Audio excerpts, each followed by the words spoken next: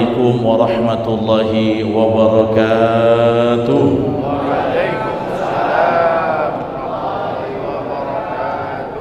Hamdan wa syukran lillah, salatan wa salaman ala rasulillah, amma ba'du.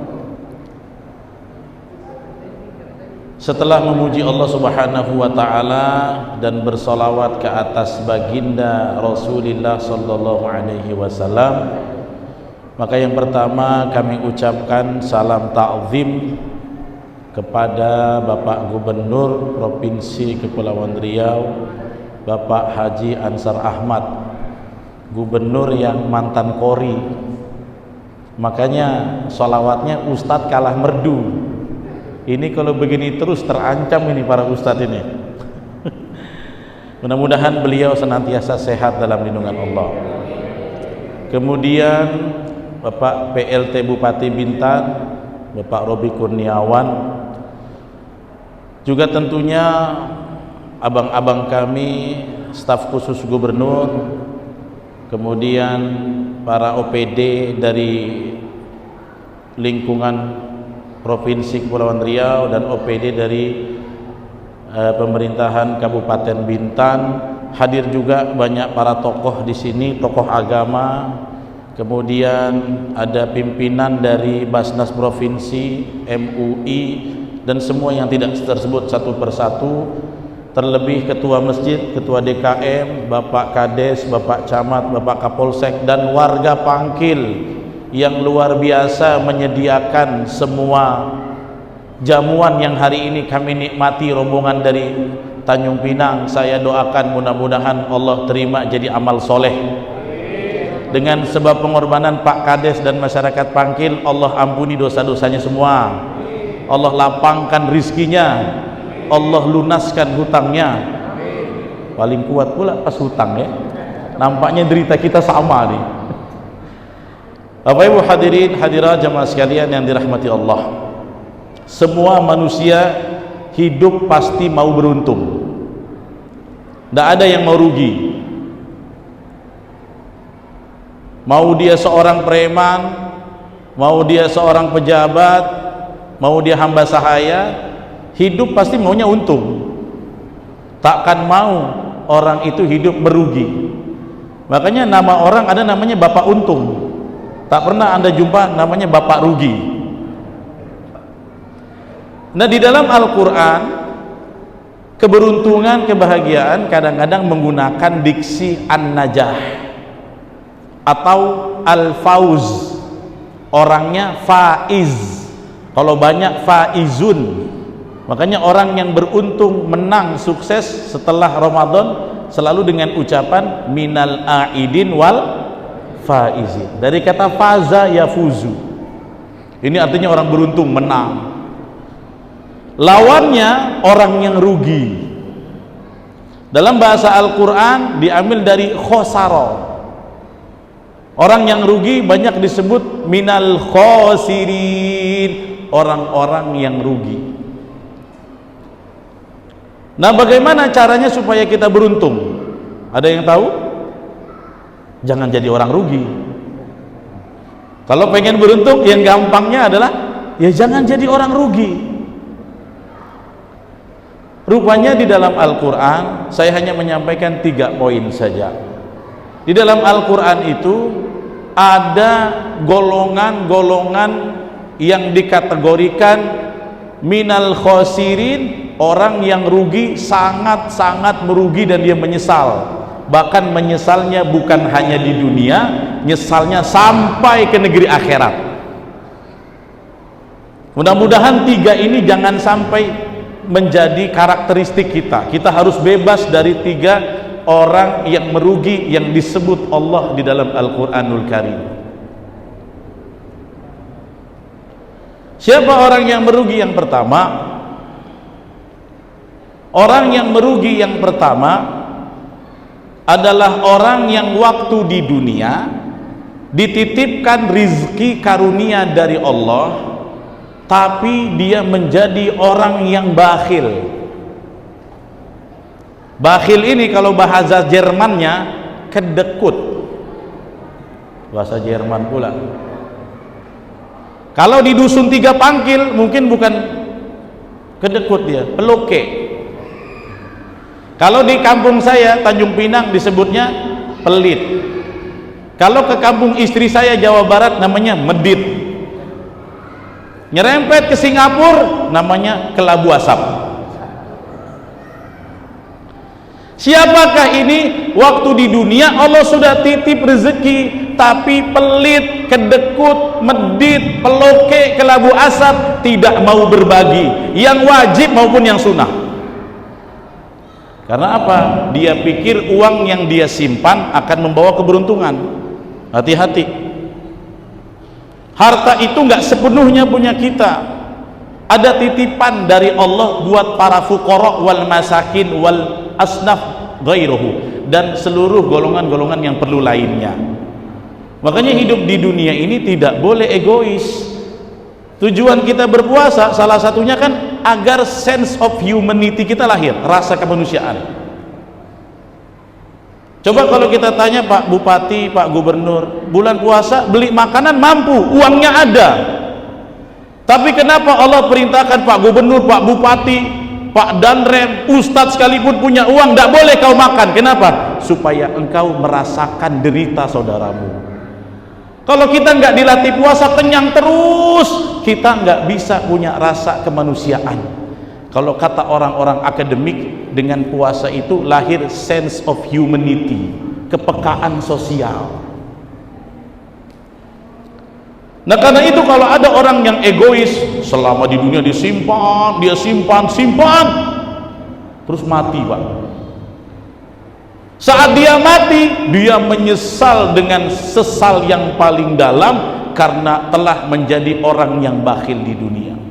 Makanya orang yang paling nyesal di akhirat adalah orang yang tak mau keluarkan zakat, infak. Hati-hati, zakat mal jangan lupa tuh. Zakat mal itu kalau Bapak Ibu punya harta di atas 85 gram emas, sekarang berapa tuh 85 gram Pak Dokter? Zakat mal sekarang berapa? 75 mungkin ya, kurang lebih lah ya, 75-80 juta ke atas. Uang yang tidak terpakai harus dikeluarkan 2,5%. Jangan sampai tidak. Karena itu orang yang paling rugi pertama adalah tidak mau menginfakkan yang wajib maupun yang sunnah.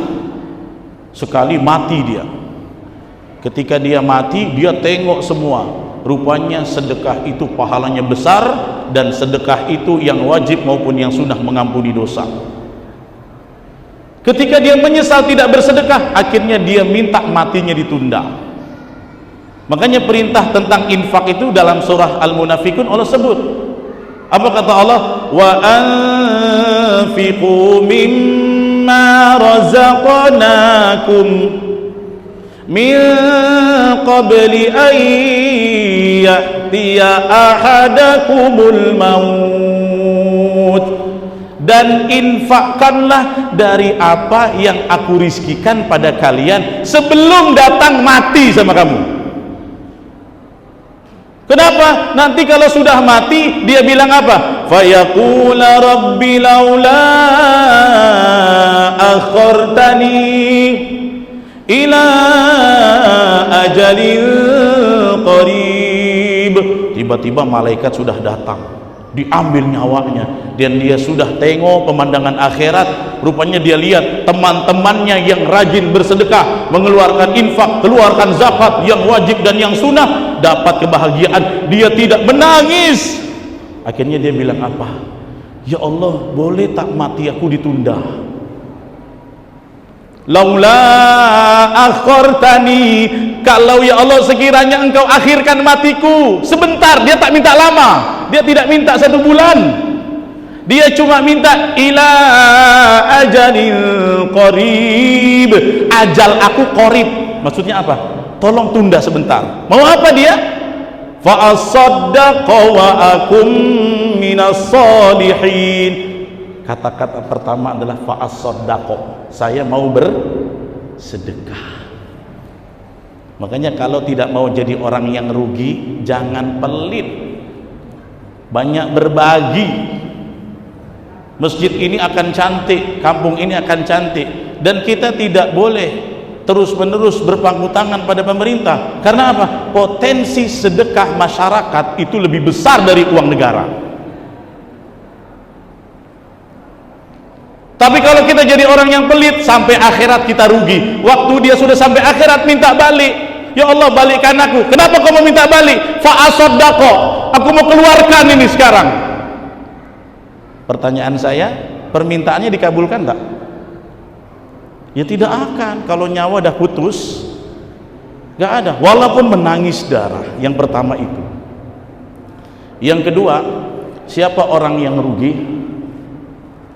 Orang yang rugi yang kedua adalah orang yang di dunia sudah ada Al-Quran untuk dibaca, sudah ada guru untuk mengajar, sudah ada tafsir untuk dikaji, tapi dia acuh tak acuh sama Al-Quran. Jadi kalau ada orang yang cuek, Ramadan ini kan bulan Al-Quran Pak, makanya tadarus, tilawah, khatam harus jadi tren kita. Kalau di bulan ini kita tak bisa pegang baca Quran, tak bisa khatam Quran, apalagi di bulan lain. Dan manusia yang paling rugi adalah ketika dia hidup di dunia tapi tidak pernah akrab sama firman Allah. Itu orang paling rugi. Apa kerugian dia? Yang pertama, hidupnya sempit. Makanya kalau ada orang kaya dia tapi nggak pernah ngaji, nggak pandai ngaji, semua hidupnya tidak akan terasa keberkahan dan kelapangan. Kenapa? Disempitkan oleh Allah. Tapi ada orang nih ngajar ngaji aja, ngajar ngaji. Saya juga tahunya Pak Gubernur dari muda sudah ngajar ngaji Pak Gubernur ya. Dan orang yang mengabdi untuk Al-Quran itu dimudahkan Allah. Karena itu di dalam Al-Quran apa Allah katakan? Orang yang cuek terhadap Al-Quran nanti disempitkan hidupnya. Dan bukan cuma itu. Apa kata Allah? Wa man a'rada 'an dzikri, barang siapa berpaling dari Al-Quran peringatanku, Allah ancam dengan apa? Fa inna lahu ma'isyatan dhanka, maka aku akan jadikan kehidupannya sempit. Orang kalau nggak pandai ngaji, sekaya apapun hatinya sempit. Kenapa? Jauh dari keteduhan mukjizat Al-Quran. Makanya jangan sampai Ramadan ini nggak bisa ngaji Pak, jangan sampai. Bukan cuma itu, rupanya orang yang cuek terhadap Al-Quran, tidak mau belajar ngaji, tak mau menghafal Quran, tidak mau mengkaji, nggak mau mentadabur, nggak mau mengamalkan, di dunia sempit, di akhirat matanya buta. Ini kata ayat ini. Wa man a'rada 'an dzikri fa inna lahu ma'isyatan dhanka, barang siapa berpaling dari Al-Qur'anku maka nanti hidupnya ku bikin sempit. Wa nahsyuruhu yaumal qiyamati a'ma, dalam surat Toha disebut nanti di akhirat orang yang enggak mau ngaji Al-Qur'an kami kumpulkan bersama golongan buta. Padahal Pak, waktu di dunia dia tak buta. Kemudian mereka jawab, qala rabbi lima hasyartani a'ma, ya Allah kenapa di akhirat aku buta? Wa qad kuntu basira, dulu di dunia aku bisa lihat, aku nampak Pak Bupati datang, aku nampak Pak Gubernur datang, aku nampak Ustadz itu berceramah, dulu aku bisa lihat, kenapa sekarang buta di akhirat? Kata Allah apa? Qala kadzalika atatka ayatuna fanasitaha, demikianlah dulu waktu engkau hidup kami datangkan ayat-ayat kami, mushaf di masjid banyak, ustadz di kampung banyak, hafiz Quran di Kabupaten Bintan ini banyak, tapi apa kata Allah? Fanasitaha, kau lupakan itu semua. Wa kadzalikal yauma tunsa, maka hari ini engkau pun dilupakan. Maka dia menangis di akhirat dengan sejadi-jadinya. Kenapa? Ya Allah, selama ini aku tidak perhatian kepada firman-Mu, maka dia menjadi orang yang rugi. Makanya kalau nggak mau rugi Bapak Ibu, mulai besok buka Al-Quran. Yang dari hari pertama belum ngaji, buka. Jangan sampai hidup sempit, mata kita buta di akhirat. Kalau buta di dunia nggak apa-apa, Pak, tapi kalau buta di akhirat nggak tahu arah surga kemana. Yang ketiga, siapa orang yang paling rugi? Ya, orang yang di dunia sibuk dengan cari duit, tak sibuk dengan menghimpun investasi amal soleh. Kenapa? Diajak tarawih, cari duit. Diajak pengajian, cari duit. Diajak sholat, sebentar, lagi ada duit. Diajak ngaji, lagi tak punya duit. Semua dunia saja, tak sempat ke masjid, tak sempat ibadah, tak sempat sholat, tak sempat ngaji, tak sempat zikir. Amal soleh dilupakan. Tiba-tiba datang ajal, das. Ajal itu Bapak Ibu, kalau sudah datang tak bisa dikelok. Walaupun Anda presiden, nggak bisa ditunda. Dan ketika dia datang, qutiat kullu amani, semua cita-cita kita hilang dan putus. Hati-hati Pak, jangan terlalu panjang angan-angan hidup nih. Amal soleh jangan lupa. Sholat, Ramadan ini puasa, tarawih, tahajud, qiyamul lail, ngaji, jangan lupa. Jangan duit terus, ibadah nggak boleh lupa. Kenapa? Orang yang paling rugi di akhirat sibuk kejar dunia, dia lupa cari bekal akhirat. Tiba-tiba diambil nyawanya oleh Allah. Fa idza jaa ajaluhum, ketika datang ajalnya, la yastakhiruna sa'ah, dia tidak bisa tunda sedetik pun, wala yastaqdimun, dia tak bisa majukan sedetik pun, tiba-tiba meninggal. Makanya di Al-Quran ada contoh orang yang selama di dunia sibuk dunia, tak sibuk dengan amal soleh. Waktu sudah mati baru dia mudeng. Tiba-tiba malaikat Israel datang cabut nyawanya, dan ketika dia sadar dia sudah di alam kubur. Ketika dia sadar dia sudah di alam akhirat. Ketika di akhirat dia lihat semua, ini pintu surga, ini pintu neraka, ini pahala saya dulu, ini dosa saya begitu banyak, ini amal yang dulu kuabaikan. Akhirnya dia minta, dalam surat As-Sajdah disebut, walau tara idil mujrimuna nakisu ru'usihim inda rabbihim, kalau kalian lihat orang-orang yang dosanya banyak. Mujrim di dalam Al-Quran itu orang yang mujrim, orang Islam tapi dosa lebih banyak daripada ibadah. Kalau orang fasik sama, kalau orang kafir menolak Islam, kalau orang munafik pura-pura Islam, orang musyrik menyekutukan Allah. Tapi orang mujrim ini Islam tapi apa? Pasif ibadahnya. Dia tahu sholat wajib, dia tak buat. Dia tahu Quran itu firman Allah, dia abaikan. Dia tahu zikir itu penguat hati, dia tak lakukan. Maka apa yang terjadi? Nakisu ru'usihim inda rabbihim, kepala mereka tertunduk di hadapan Allah. Jadi ketika dia lihat ini ancaman, kamu nggak mau ibadah, ketika dia merasa terancam, dia berdoa. Doanya dalam Quran. Apa doa mereka? Rabbana absarna wa sami'na farji'na. Kata dia ketika dia lihat akhirat, ya Allah, udah saya lihat sekarang, sudah saya dengar langsung sekarang jeritan penghuni neraka. Maka sekarang kalau boleh, Rabbana absarna wa sami'na farji'na. Farji ini dari kata roja ayarji'u, irji'na. Ya Allah, kalau boleh ya Allah. Dia berdoa, doanya dalam surah As-Sajdah. Kalau Pak Imam sering baca pasti tahu. Dia mau balik ke dunia. Ngapain dia mau balik ke dunia?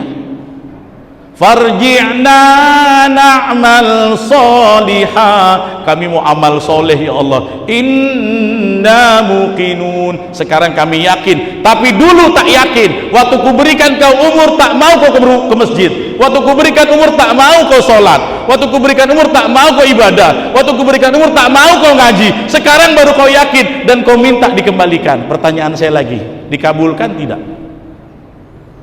Tapi doanya di Quran, surat As-Sajdah, Rabbana absarna wa sami'na farji'na na'mal solihan. Doa ini, pertanyaan saya Ibu, doanya dikabulkan tidak? Kalau tak dikabulkan, kenapa doa ini ada? Doanya nggak dikabulkan, kenapa ada menjadi satu ayat? Kalau memang tak dikabulkan, kenapa nggak dihapus? Tapi ada, redaksinya Rabbana. Makanya kata para ahli tafsir, ini ayat liman hayat, buat kalian yang masih hidup.